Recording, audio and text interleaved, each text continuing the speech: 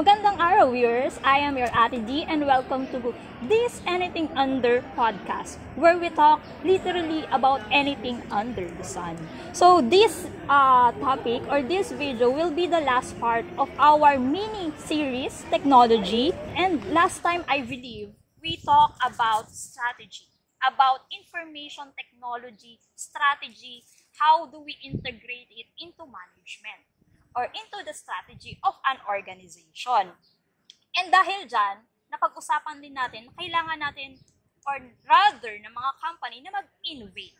So, this will be the topic for today's video. Innovation, particularly innovation in the service industry. And to help me broaden this topic, to help me discuss about this, to talk about this, I invited some of my classmates dati nung college to talk about innovation in the service industry. And as you can see sa ating background, we are back on our alma mater, Bulacan Polytechnic College. We need to experience, to feel the vibe, to feel the ambience.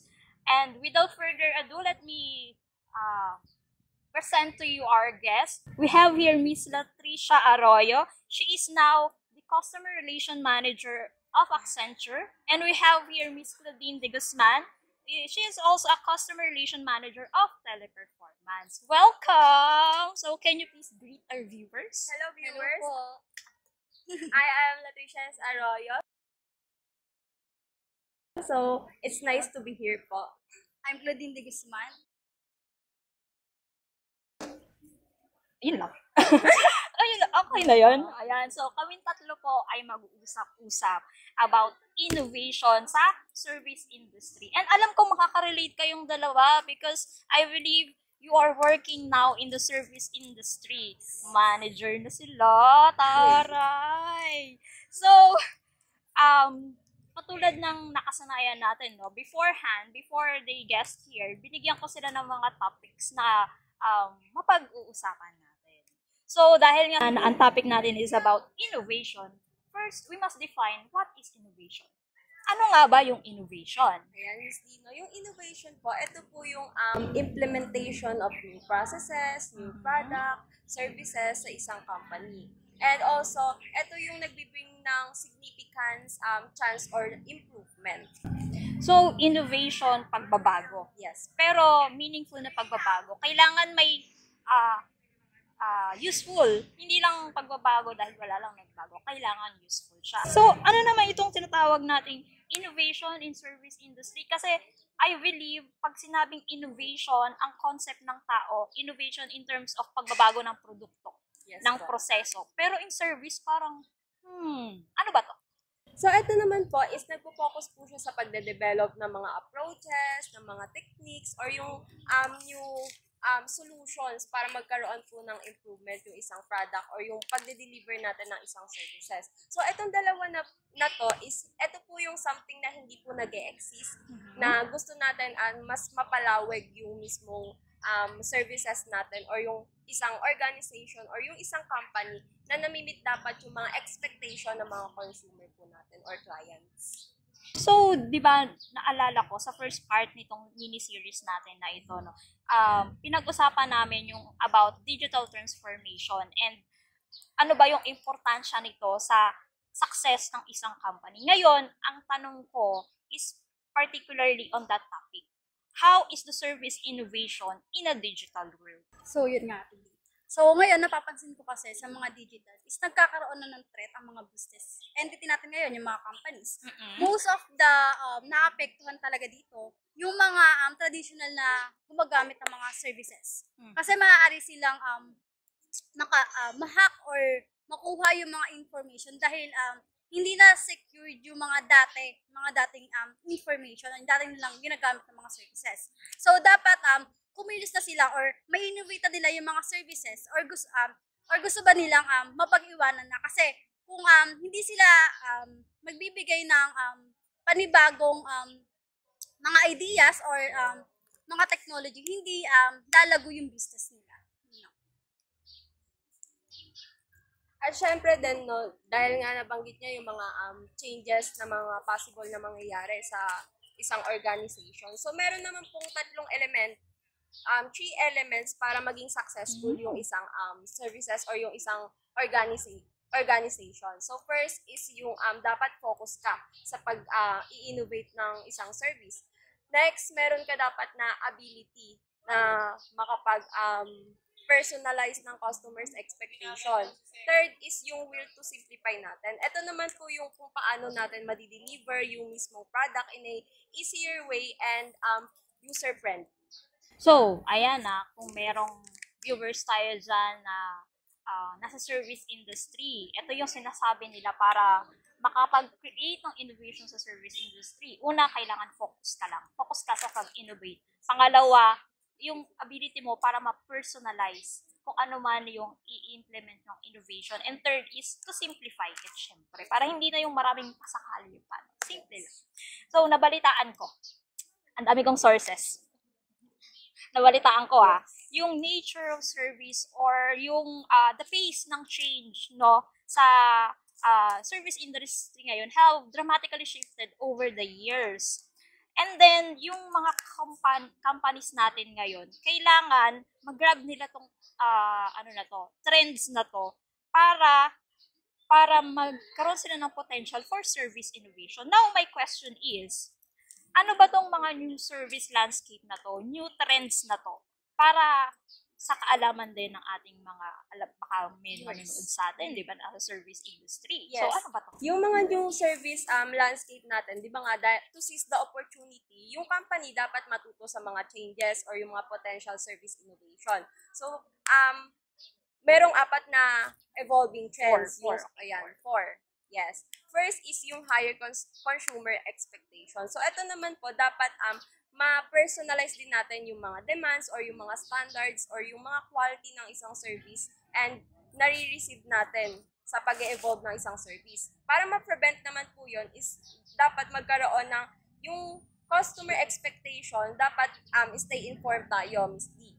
Then, stay informed sa mga trends, sa mga feedbacks ng technology, yun, mahalaga kasi yun. Second is yung continuous improvement. So, itong continuous improvement na to is dapat mamimit nga natin yung expectation ng mismong clients natin or consumer. So, second is the rise of mobile internet. So, itong the rise of mobile internet naman po, ito yung dahil nga nag-increase na yung mga usage ng internet connection, yung mga devices, yung mga smartphones, tablets. So, to address the trends po, dapat nag-a-adapt din tayo sa mga strategy and para ma-accommodate natin yung mga preference and yung mga behavior ng isang users.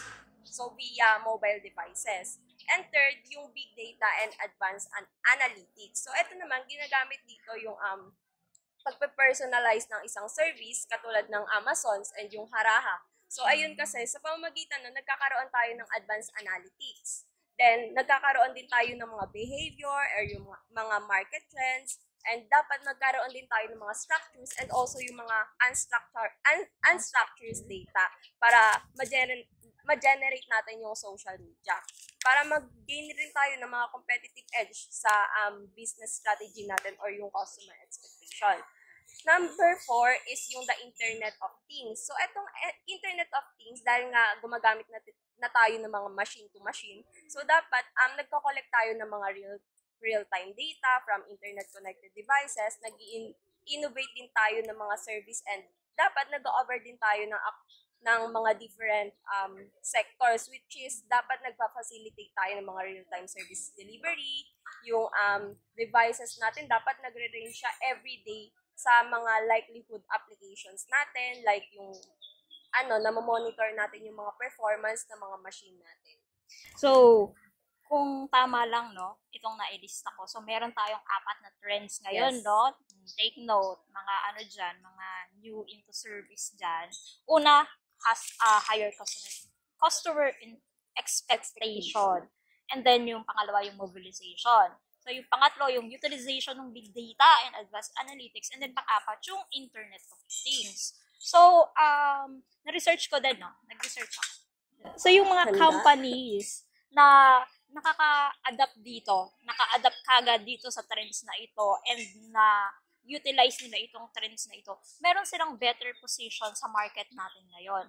And the person behind this corporation, these companies, meron silang meron silang mga pinopursue na imperatives, I believe. And can I ask what are those three?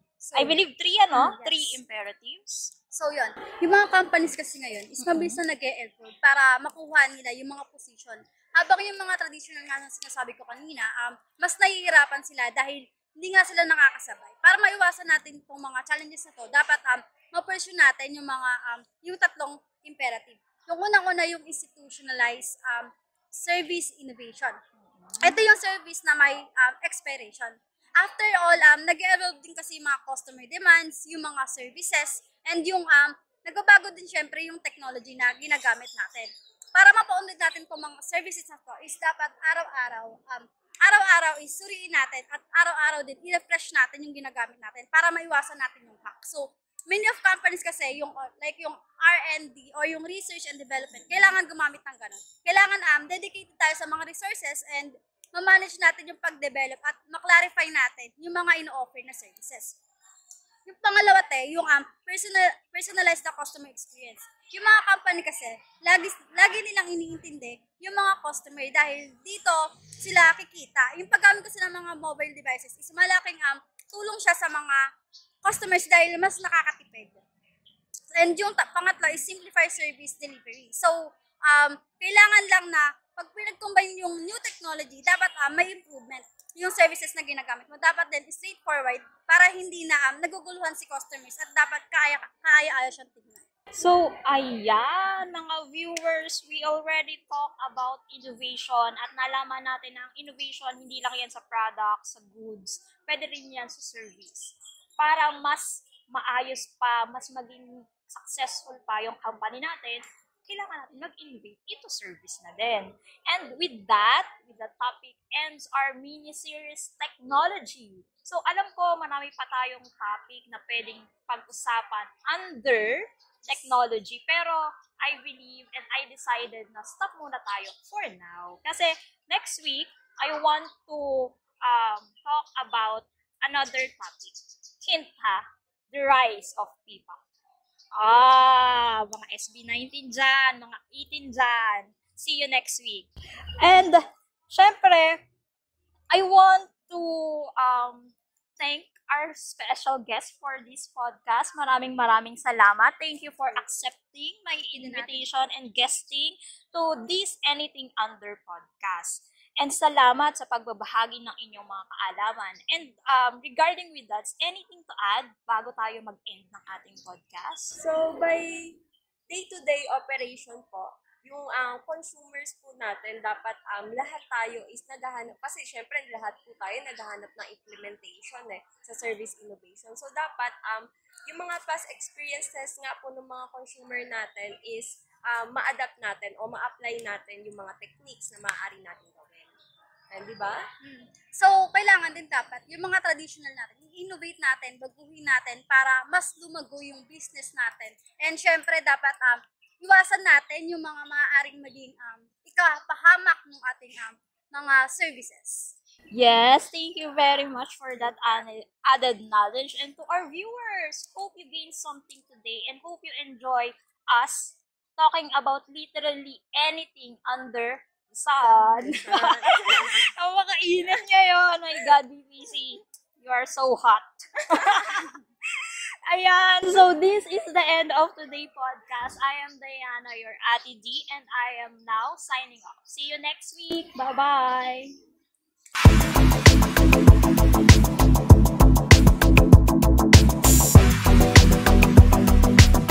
Yan.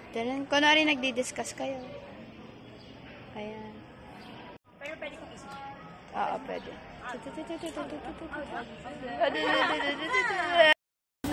Mag-vlog na tayo. Hi guys! Welcome back to my YouTube channel.